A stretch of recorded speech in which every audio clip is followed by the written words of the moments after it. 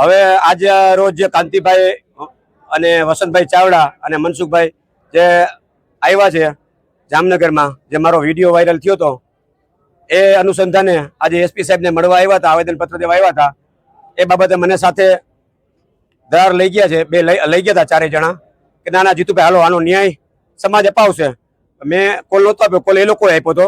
એટલે આજે મળ્યા એસપી સાહેબને અને એસપી સાહેબે લેખિતમાં બાંયધરી આપી કે ભાઈ આની તપાસ યોગ્ય તપાસ કરી અને ખરેખર જો પીઆઈ શેખ આવું કર્યું જ હશે તમારી યારે તો સસ્પેન્ડ નહીં, એનાથી પણ વધારે જે પણ કાર્ય કરવાની હશે એ કરશે. અને તમે જે કહો એ અધિકારીને અમે તપાસ આપી, એટલે એના બીજા એક ડીવાયએસપીની તપાસ આપી છે અને લેખિતમાં અત્યારે લેખિત અમને આપ્યું છે. અને કાંઈ પણ કોઈ પણ પ્રશ્ન એને હું ચોક્કસ કીધું, એક પણ પ્રશ્નમાં ક્યાંય પણ કોઈ કૂણું વલો નાખવામાં નહીં આવે.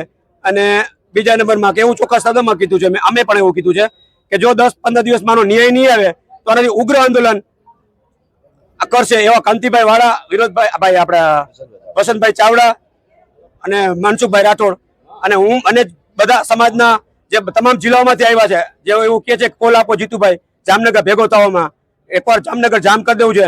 તો એ તમામનો હું બે હાથ જોડીને ખરેખર એને ટૂંકમાં ન કહેવાય એવા શબ્દ એ મારી સમાજના માણસો, જે યુવાનો છે, જે મિત્રો છે, જે બનાસકાંઠા, કચ્છ, જામનગર, પોરબંદર, અમદાવાદ, રાજકોટ તમામ જિલ્લામાંથી તમામને બે હાથ જોડીને મારી નમ્ર અરજ છે કે હું હવે આજે જે મને તમે હિંમત આપી છે, જે તમે મને ફોનમાં કીધું છે, એ આથી 50 ગણી હિંમત વધશે અને સમાજને કાયમી, સમાજ માટે, મારા પરિવાર માટે નહીં પણ સમાજ માટે સમર્પિત છું. અને આ ન્યાય હું તો ભલે સમાજ જે કઈ આપે પણ આનાથી હર અન્યાય સામે હું લડીશ. જય ભીમ.